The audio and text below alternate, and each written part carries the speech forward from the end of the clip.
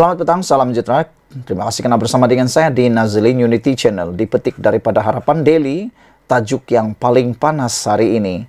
Pendakwa perlekeh bidang kuasa sultan.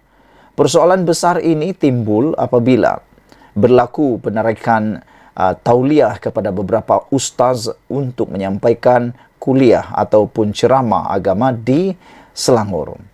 Ini semua menimbulkan pelbagai polemik. Daripada dua orang yang paling terkenal yang ditarik tauliah itu, salah seorangnya adalah Dusuki. Beliau telah pun memberikan kenyataan yang agak luar biasa apabila beliau menuduh MAIS sebagai berbohong dan Ijer liberal. Tetapi apa yang berlaku sebaliknya. Apa yang menarik perhatian kita ialah, adakah tindakan itu memperlekeh bidang kuasa sultan? Itu persoalan besar. Ekoran keputusan Majlis Agama Islam Selangor menarik balik tauliah sebilangan pendakwa yang juga aktivis politik. Pendakwa bebas seperti Ahmad Dusuki Abdurrani dan Abdullah Khairi Harun telah menuduh MAIS dengan pelbagai tuduhan. Tidakkah ini sama dengan mempersoalkan bidang kuasa Sultan Selangor, Sultan Syarafuddin Idris Shah? Bukankah ini bermakna para pendakwa sedemikian memperlekeh kuasa Sultan? Sultan ialah ketua agama Islam di negeri beraja, manakala yang di Pertuan Agong adalah ketua agama Islam untuk Pulau Pinang, Melaka, Sabah, dan Sarawak. Sultan Syarafuddin juga pengerusi Majlis Kebangsaan bagi hal ehwal agama Islam Malaysia. MAIS adalah institusi langsung di bawah kuasa sultan. Ia tidak berfungsi di bawah Majlis Mesyuarat Kerajaan Negeri.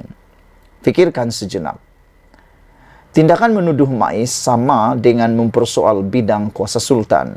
Maksudnya, ia sama dengan tindakan menghina sultan dan itu adalah kesalahan 3R. Ini bukan kali pertama perkara seumpama ini berlaku. Ia didahului oleh pemimpin pujaan para pendakwa tersebut. Sewaktu pilihan raya kecil Parlimen Pulai dan Dewan Undangan Negeri Simpang Jeram di Johor, Presiden PAS Tan Sri Abdul Hadi Awang mempertikai kuasa lembaga rayuan. Beliau disiasat. Semasa pilihan raya negeri Selangor pula, pengarah pilihan raya PAS, Datuk Seri Muhammad Sanusi Maknur, telah mempertikaikan kewibawaan Sultan Selangor dengan pelantikan Menteri Besar Selangor, Datuk Seri Amiruddin Syari. Sanusi yang juga Menteri Besar sedang berdepan kes mahkamah kerana mempertikai kuasa Sultan. Ada peribahasa Melayu yang berbunyi, guru kencing berdiri, murid kencing berlari-lari, murid seterusnya kencing berlari dan sambung lari-lari-lari. Itulah yang mungkin telah berlaku dalam kes Dusuki dan Khairi. Sekiranya para pemimpin boleh diambil tindakan siasatan dan dakwaan, mengapa tidak tindakan sebegini menyusul terhadap para pengikut mereka? Sekian dulu untuk kali ini. Jangan lupa tinggalkan komen Anda untuk isu kali ini. Adakah benar pendakwa yang telah ditarik sijil tauliah mengajar agama di Selangor ini telah memperlekeh kuasa ataupun bidang kuasa sultan? Sekian dulu untuk kali ini. Jangan lupa tinggalkan komen Anda, tekan butang subscribe. Malaysia kita punya, kita juga sama-sama cintai Malaysiaku. Bye-bye. Selamat datang, salam sejahtera. Terima kasih karena bersama dengan saya di Nazilin Unity Channel. Saudara-saudara sekalian, ini satu lagi pendedahan paling menarik sekali yang saya temui pada petang ini. Anda harus habiskannya karena ia memang paling menarik, lucu tapi benar, dan benar-benar lucu. Ini daripada Harapan Daily. Runding dengan Singapura, gagal runding demi kawasan parlimen. Ini tentang peruntukan yang sebenarnya kita tak pernah tahu, tak pernah diberitahu oleh orang. Perdana Menteri kita telah pun membongkarnya beberapa kali di parlimen, dan hari ini timbalan Perdana Menteri yang kedua tampil memberikan kebenaran dan menyampaikan kepada kita yang tak pernah kita diberitahu. Beliau bertanya, Adakah PAS benar-benar prihatin berkenaan keberadaan rakyat di 4 negeri yang ditakbirnya? Sekali lagi, pertanyaan besar ini. Adakah PAS benar-benar prihatin berkenaan keberadaan rakyatnya di tempat atau di 4 negeri yang ditakbirnya? Ini persoalan yang perlu ditanya.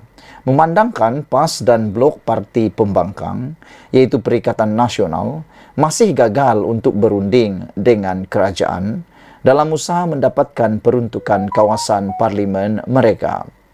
Timbalan Perdana Menteri Datuk Seri Fadillah Yusof mengesahkan tiada usaha rundingan dari pihak PN setakat ini.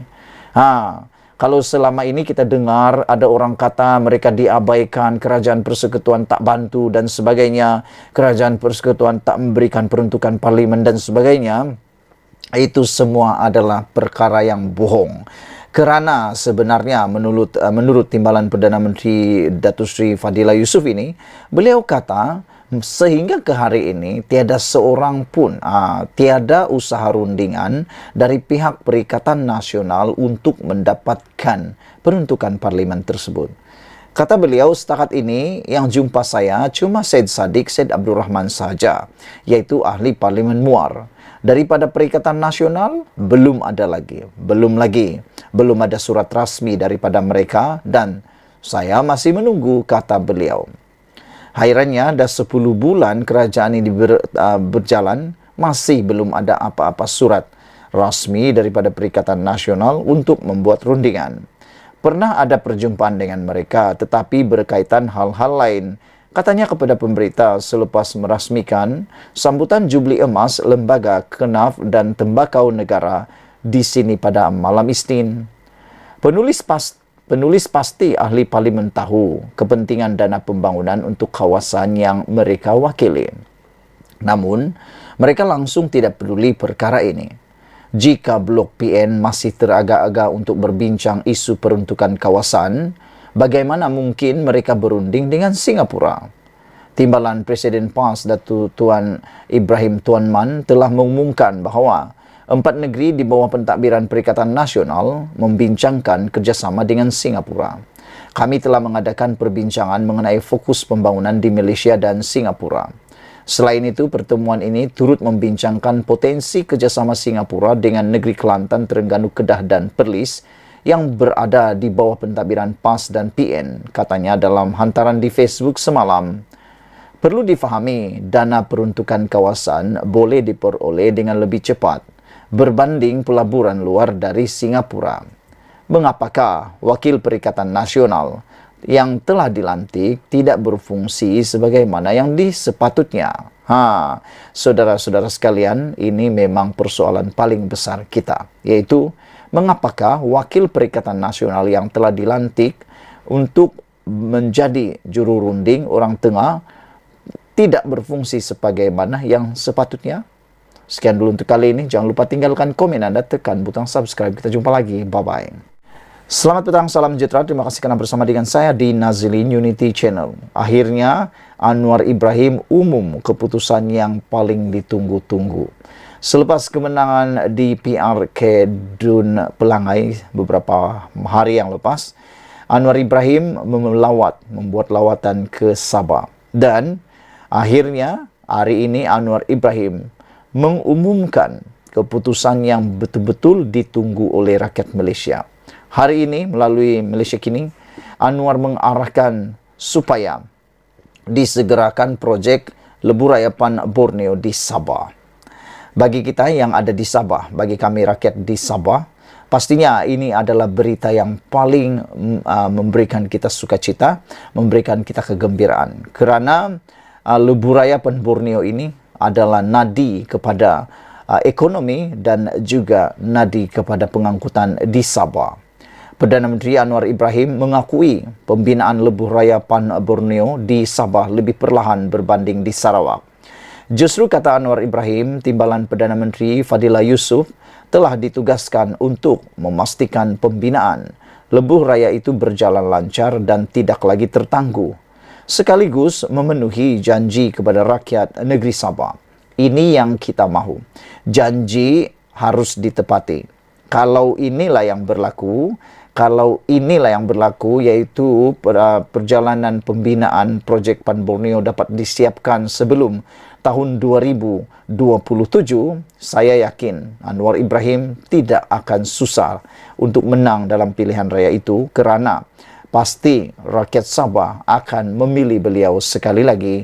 Yang penting janji ini, yaitu Pan Borneo, disiapkan dengan menepati seperti yang dijadwalkan. Selain itu, kata Anwar Ibrahim, Kementerian Keuangan juga diarahkan untuk memastikan penyaluran peruntukan dapat dipercepatkan. Saya setuju, Pan Borneo, Sarawak hampir siap, tapi Sabah amat perlahan. Jadi tugas timbalan Perdana Menteri yang kedua adalah untuk menyegerakannya, kata Anwar Ibrahim.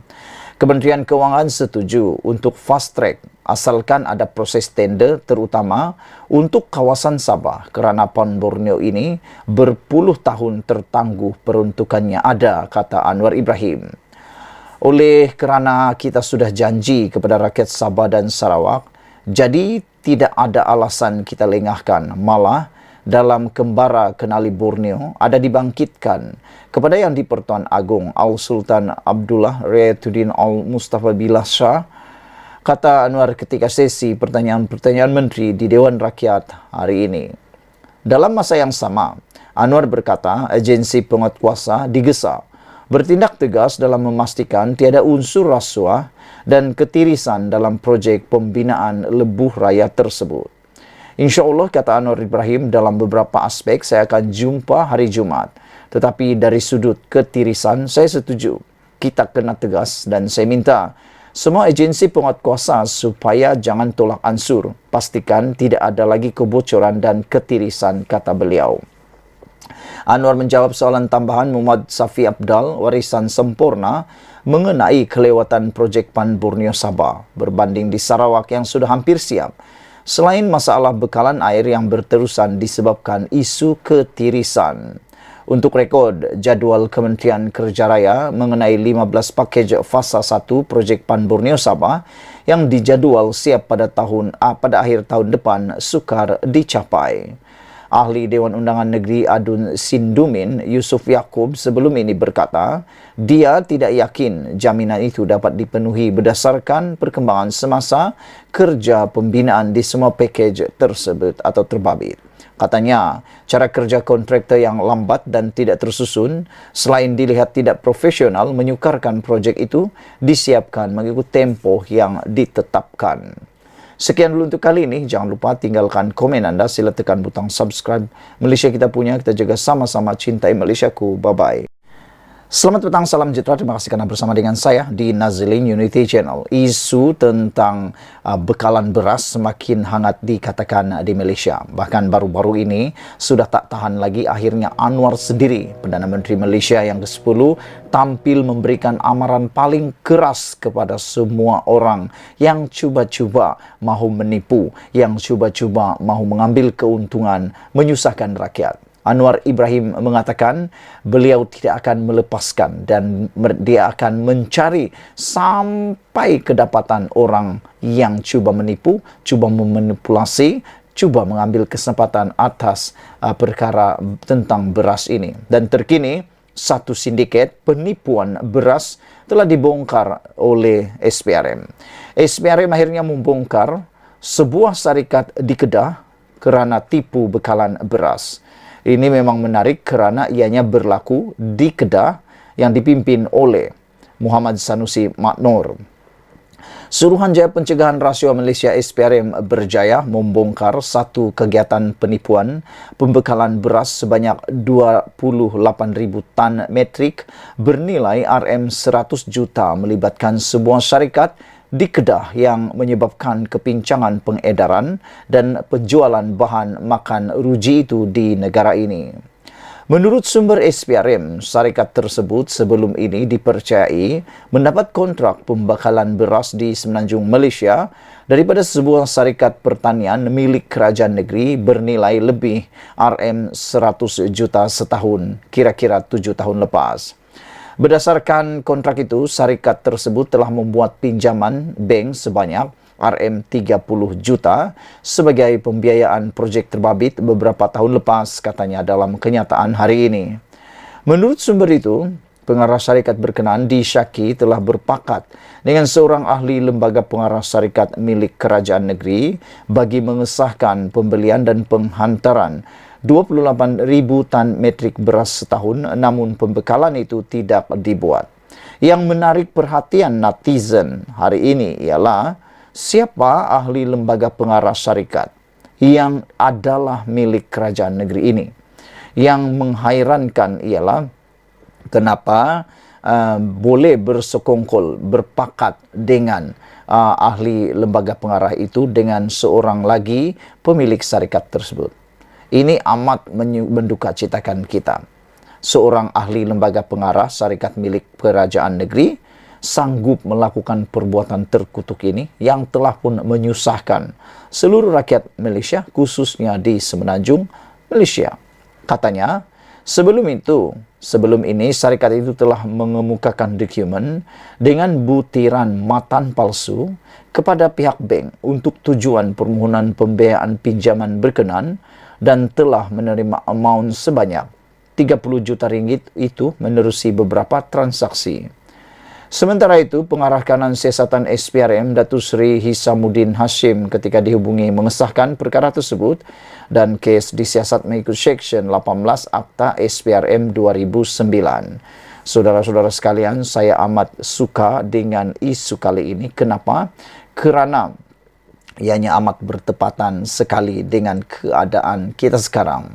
SPRM diharap terus dapat mengukuhkan lagi kuasa, bahkan menjalankan tanggungjawab dengan lebih berani lagi. Semoga dengan pembongkaran ini, masalah beras yang mencengkam Malaysia dapat diselesaikan dan harap-harapnya ini tidak akan harap-harapnya perkara ini dapat membersihkan nama Anwar Ibrahim. Sekian dulu untuk kali ini. Jangan lupa tinggalkan komen Anda, tekan butang subscribe. Malaysia kita punya, kita jaga sama-sama, cintai Malaysiaku. Bye-bye. Selamat malam, salam sejahtera. Terima kasih karena bersama dengan saya di Nazlin Unity Channel. Ini seakan-akan kali pertama Anwar Ibrahim macam dah tak sabar lagi. Ini apabila ada perdebatan keras berlaku di parlimen hari ini. Sehingga kan Anwar Ibrahim tampil memberikan kenyataan yang jarang-jarang kita dengar. Kata Anwar Ibrahim, lihat keseluruhan temu bual. Jangan petik jawapan cut and paste. Anwar Ibrahim padu menyekolahkan Hamzah Zainuddin. Hamzah cuba-cuba untuk menemplak, untuk cuba-cuba membuat Anwar Ibrahim malu di parlimen. Tapi padu Anwar Ibrahim menjawab Hamzah Zainuddin. Dia kata, sila lihat keseluruhan temu bual, jangan petik jawapan cut and paste.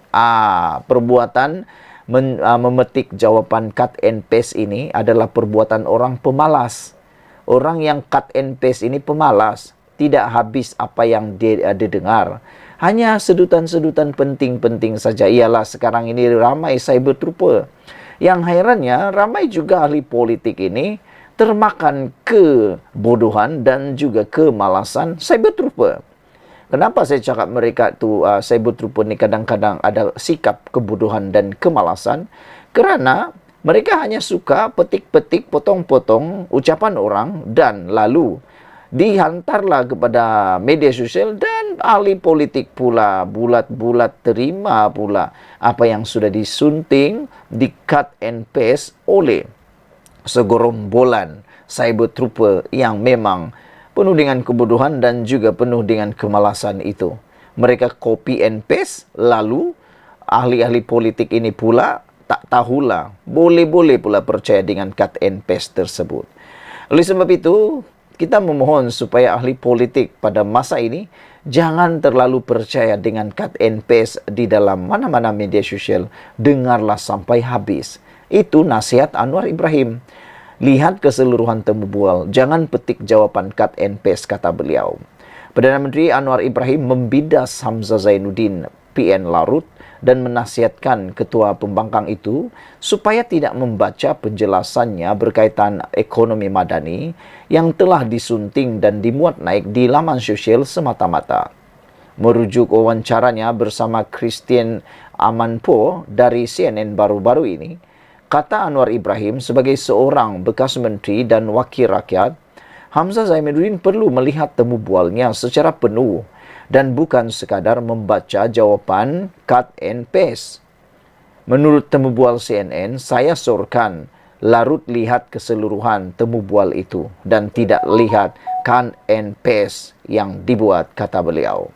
Kita telah pun tunjukkan yang dikeluarkan CNN yang memberikan liputan sepenuhnya. Tapi ada unsur khianat yang memotong, menunjukkan tidak ada jawaban lengkap. Katanya, ketika menjawab komen Hamzah Zainuddin yang menyentuh mengenai wawancara bersama CNN itu ketika memberikan soalan tambahan berkaitan kerangka dasar ekonomi madani. Anwar menambah bahawa tindakan yang tidak bertanggung jawab itu bertujuan memberi persepsi negatif terhadap diri Anwar Ibrahim. Hamzah sebelum itu meminta Perdana Menteri menjelaskan inovasi baru ekonomi madani yang dikatakan berbeza dengan dasar wawasan kemakmuran bersama 2030. Dasar itu diperkenalkan Dr. Mahathir Mohamad 4 tahun lalu semasa senerahu Kerajaan Pakatan Harapan. Mengulas lanjut, Anwar berkata, ekonomi madani yang dicetuskan di bawah pentadbirannya bertunjangkan kemampanan ekonomi dan pembangunan fizikal selain isu nilai dan ihsan. Asas pertama, konteks negara kita berbeza pasca COVID-19. Kita terima kenyataan kita berhadapan dengan keadaan tidak terjangkau dan kadang-kadang berlaku dalam keadaan serentak. Oleh itu, kita memikirkan keperluan memperkenalkan dasar yang selari dengan nilai, agama, pemikiran dan masalah tempatan yang tidak semestinya sesuai dengan saranan awal Bank Dunia. Ekonomi madani juga mendukung cita-cita menyeluruh negara. Bukan sahaja hasil ekonomi, tetapi sasaran sosial tata kelola, kata beliau lagi. Anwar turut bersetuju bahawa usaha untuk memberi penjelasan lebih lanjut perlu digerakkan supaya rakyat faham tentang ekonomi madani. Sekian dulu untuk kali ini. Jangan lupa tinggalkan komen anda untuk isu kali ini. Malaysia kita punya, kita juga sama-sama cintai Malaysiaku. Bye-bye.